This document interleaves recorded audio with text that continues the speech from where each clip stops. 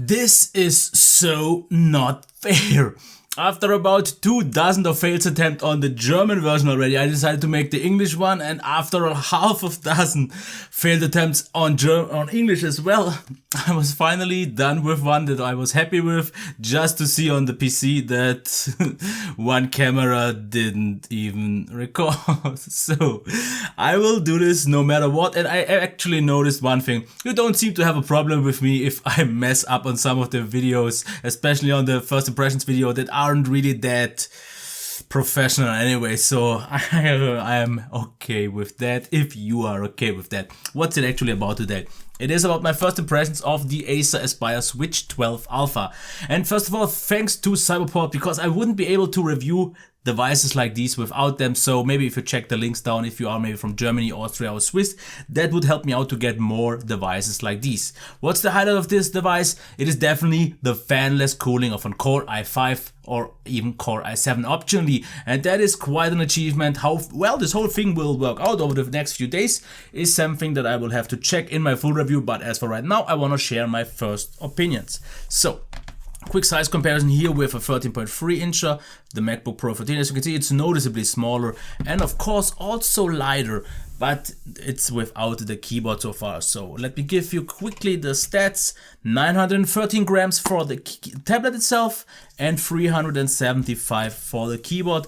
As a whole, slightly below 1.3 kilograms, which then isn't that super lightweight anymore, since we have devices like the Dell XPS 13 that have the same weight and almost size, but keep one thing in mind, this is a tablet after all. But the great thing here is actually something that I totally underestimated, is how great of an advantage the kickstand is for a tablet, because usually I had already 12-inch devices, but I didn't like them because it was very cumbersome to hold them. But if you have this kickstand, you will use it a lot of times on your lap, or even on your stomach or on the couch or something like that, and it will make a difference in terms of the experience. You can go up from maybe like this angle here all the way down to almost flat, which then would be quite useful if you use the digital stylus that I didn't have in my package. But I definitely like the overall design so far. What do we have on the back? It's not aluminum but plastic, but it actually feels very sturdy and almost doesn't flex at all, so it feels very solid, so all good here. On the top we have a microphone, and I'm spitting for some reason. Power button, volume rocker, Windows button. Here we have a cutout for the stand. Here we have the port for the keyboard. On the right side, the port for the charging. USB Type-C, USB 3.1, not Thunderbolt as far as I know. And USB 3 along with the headphone jack. Camera on the back and camera on the front. I won't test either of them. One thing that I've noticed about the design, it's not symmetrical, because the bezel on the right side is bigger than the one on the left side, so this is a little bit of an odd thing. And we have the stereo speakers here at the top. Let's get quickly into the keyboard, because I'm actually very surprised how well it works. You can attach it like this, works without a problem. Then you can use, where is the cutout? Not on this side, but on this. Okay. Yeah.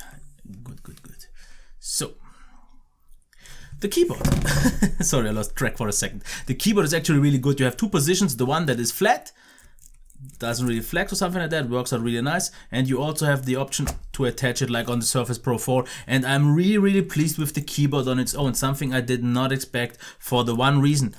Usually they flex a lot and they feel very cheap, don't have to travel, but this one has, because as you can see here, you have to really press hard to it for flex, and if you use it like this, it's a really nice angle, it works out really well, and it's really quiet, but it also has a nice amount of key travel, nice feedback, a nice overall layout. Maybe this is something that I would have wished for, to have a proper size. You don't have any media keys, and for some reason the German version doesn't seem to have any backlight, even though it was announced with some. So keep that in mind. Different countries could actually have a backlight a backlit keyboard, so keep that in mind. This could even improve the thing. And the trackpad on its own works really well. It's maybe not the biggest one, but it works really precise and just really quick for the scrolling here.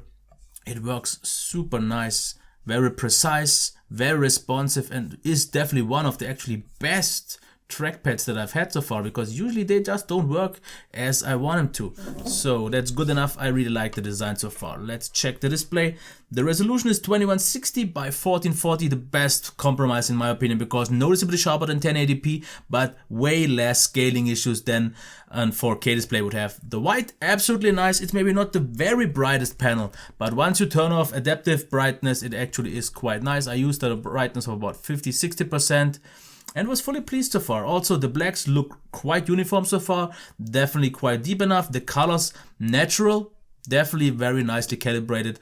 How proper and accurate it is something that I would have to see, and I can actually show you a little video just for real quick, and you can also see the speakers that I want to show off now.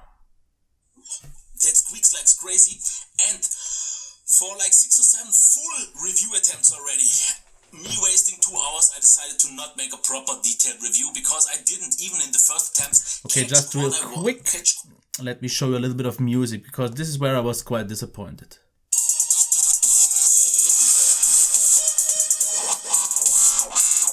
That's good enough, because the speaker on its own sounds a little bit weak, flat, not really tinny, but you also have an equalizer, but it doesn't help that much. It's good enough for a YouTube video so far from what I've got, but I will have to see over the next few days how big of an impact the weaker speaker will have. After all, it is just a tablet speaker. Keep that in mind. If you will listen for longer periods of time, I would do what I usually do anyways and use a Bluetooth speaker, which is totally fine for me then. So it's definitely not the best sound, and the headphone jack quality is absolutely decent without any problems, but the speaker could have been better.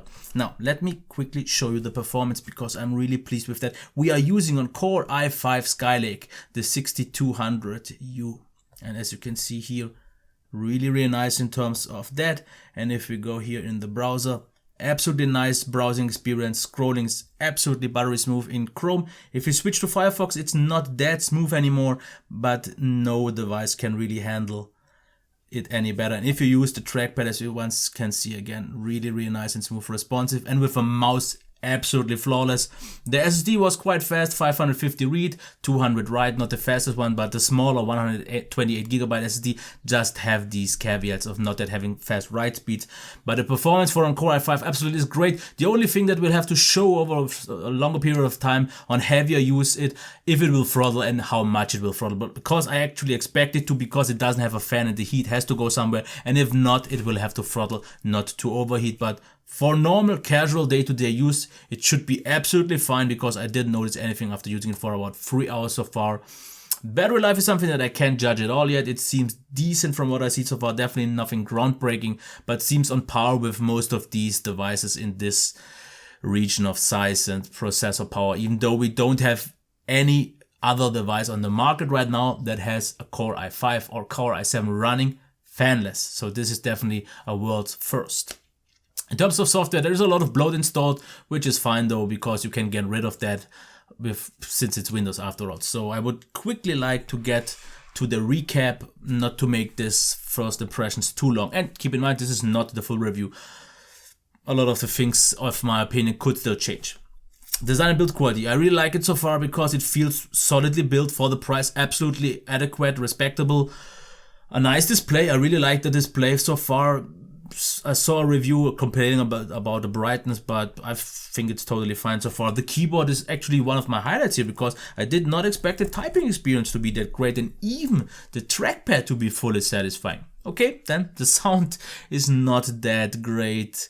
This could be one of the bigger weaknesses, but if that's really something important for you, something that only you can decide. Performance though seems absolutely great so far.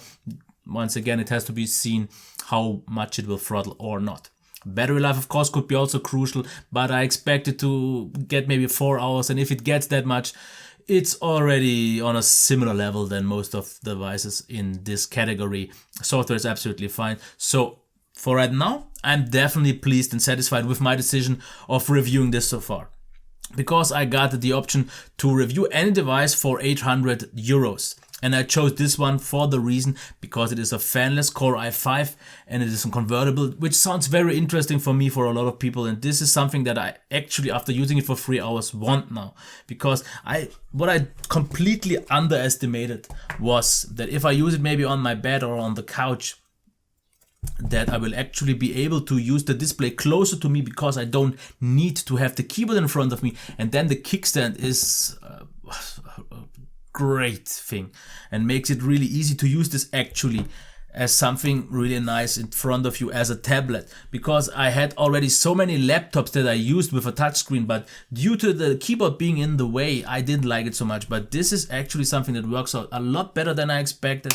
And in terms of the overall qualities, it seems to be really nice so far. Price of around 800 euros in the basic configuration seems absolutely okay for the price for what you get. There is a higher end version, of course. There are different configurations. Mine is the lowest one. There is I would say, get the middle one, the medium one, with maybe 8 GB of RAM and 256 GB of SSD, which should be kind of the sweet spot. The other one with the i7, 512 gigs and 8 GB of RAM is a little bit too pricey. And this one, for some people with only 4 GB of RAM and 128 GB of SSD, could be a little bit too small, but it gets the basics covered, and that's why I think it's definitely legit. I will definitely enjoy my time reviewing this device. And keep in mind, this was not the full review. Just my first impressions.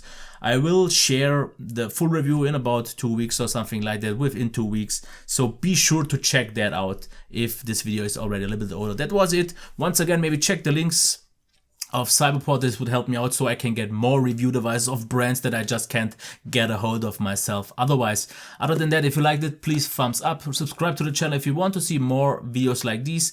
And if you have any questions or something to say in the comments. And I wish you a nice day. Until next time, bye.